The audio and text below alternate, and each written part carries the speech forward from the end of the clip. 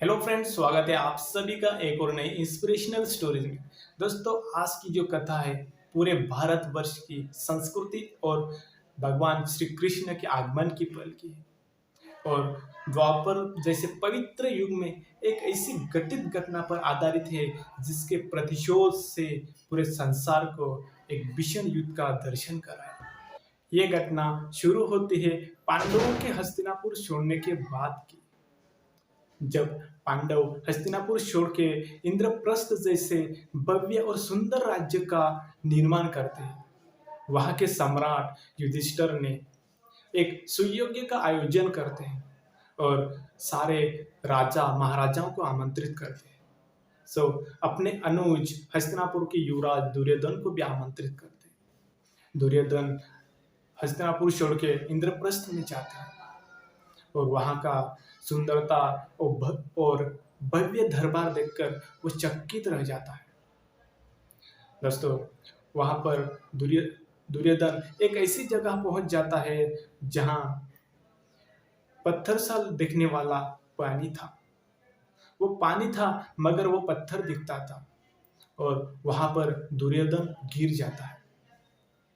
दुर्योधन को गिरते हुए देखकर ऊपर खड़ी हुई पांडवों की रानी द्रौपदी जोर जोर से हंसने लग जाती है और हंसने के क्रम में वो एक ऐसा अनशब्द बोल देती है जो हर किसी को छू सकता है। अंधे का पुत्र अंधा। दोस्तों, ये शब्द दुर्योधन को कांटे की तरह चुभ चुका था, क्योंकि दुर्योधन का पिता एक अंधा था। दुर्योधन इंद्रप्रस्थ छोड़ के हस्तिनापुर वापस आया। वहीं से दुर्योधन के मन में पांडवों के नष्ट करने की योजनाएं बनने लगी। जब यह सारी बातें दुर्योधन के मामा शकुनी को बताया, तब दुर्योधन के मामा शकुनी ने उन्हें एक सलाह दी कि बांजे, हमारी सेना नष्ट नहीं करनी, हमें उन्हें जुए खेलने के लिए आमंत्रित करना चाहिए और जुए में हम सब उनका राज्य, सारा वैभव जीत लेंगे। ये विचार दुर्योधन को पसंद आता है और दुर्योधन पांडवों को आमंत्रित करता है।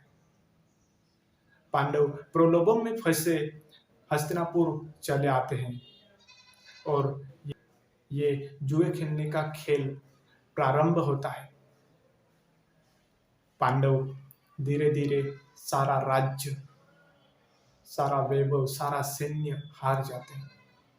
जब महाराज युधिष्ठिर के पास सब कुछ भी नहीं बचता दांव पे लगाने के लिए, तब महाराज युधिष्ठिर अपने भाइयों को दांव पे लगाते हैं, लेकिन ये सारे दांव हार जाते हैं। जब महाराज युधिष्ठिर के पास कुछ भी नहीं बचा, तब आखिर में महारानी द्रौपदी को दांव पे लगाते हैं, लेकिन दुर्भाग्य से ये सारे दांव महाराज युधिष्ठिर हार जाते हैं। और दोस्तों, दुर्योधन के दास बन के रह जाते हैं और सारे पांडव और महारानी दुर्योधन के दास बन के रह जाते हैं, नतमस्तक हो जाते हैं। दुर्योधन ये सारे दाव जीतने के बाद उसे इंद्रप्रस्थ में हुआ अपमान याद आता है और तुरंत दुशासन को आदेश देता है कि जाओ, द्रौपदी को दरबार में घिसकते हुए लेके आओ। दुशासन द्रौपदी को घिसकते हुए दरबार में लेके आता है और दुर्योधन तुरंत आदेश देता है कि द्रौपदी को इसी दरबार में वस्त्रहरण किया जाए और आदेश का पालन किया जाए। यह सुनकर द्रौपदी अन्याय का न्याय मांगने के लिए सम्राट के पास गई, लेकिन सम्राट भी चुप था। वहां के दरबार में बैठे मंत्री, पितामह कहलाने वाले भीष्म, गुरु द्रोणाचार्य और अन्य गुरु वर्ग थे, लेकिन सब नतमस्तक थे।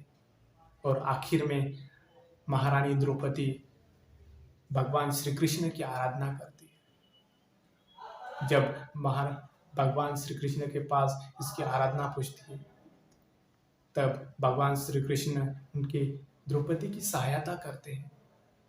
जब दुशासन महारानी महारानी द्रौपदी की साड़ी हरण कर रहे थे, तब भगवान श्री कृष्ण ने साड़ी इतनी बढ़ा दी कि साड़ी इतनी लंबी कर दी कि दुशासन साड़ी निकालते निकालते निकालते थक जाता है और आखिर में वो बेहोश हो जाता है। उस दिन महारानी द्रौपदी ने 2 प्रतिज्ञा ली, जो भीषण युद्ध का प्रारूप था, जो भीषण युद्ध का प्रारंभ था। वह प्रतिज्ञा थी कि दुर्योधन ने महारानी द्रौपदी को जिस जांघे पर बैठने का आदेश दिया था, उस जांघे को काटने पर दुर्योधन की मृत्यु होगी। जब महारानी द्रौपदी को दुशासन घिसकते हुए दरबार में लेकर आया था, तब दुशासन महारानी द्रौपदी के बालों को पकड़ के लेकर आया था, बालों को पकड़ के दरबार में घिसकते हुए लेकर आया था। तब वह एक भीषण प्रतिज्ञा थी कि मैं ये खुले बाल तब तक खुले रखूंगी जब तक दुशासन के रक्त से इन बालों को धुए नहीं जाएंगे। ये दोनों भीषण प्रतिज्ञा लेने पर एक भीषण युद्ध का आरंभ हुआ, जिसे हम महाभारत कहते हैं। दोस्तों, ये थी महाभारत की कथा। लेकिन हमें इस कथा से सीखने को क्या मिलता है? पहली सीख है कि निष्कारण किसी का अपमान नहीं करना है, और दूसरी सीख है कि भाग्य के भरोसे नहीं बैठना है, क्योंकि जुआ एक भाग्य का प्रतीक कहलाता है। दोस्तों, ये कहानी आपको कैसी पसंद आई? कमेंट कीजिए और सब्सक्राइब कीजिए इस चैनल को, और लोगों तक पहुंचाइए। थैंक यू, धन्यवाद।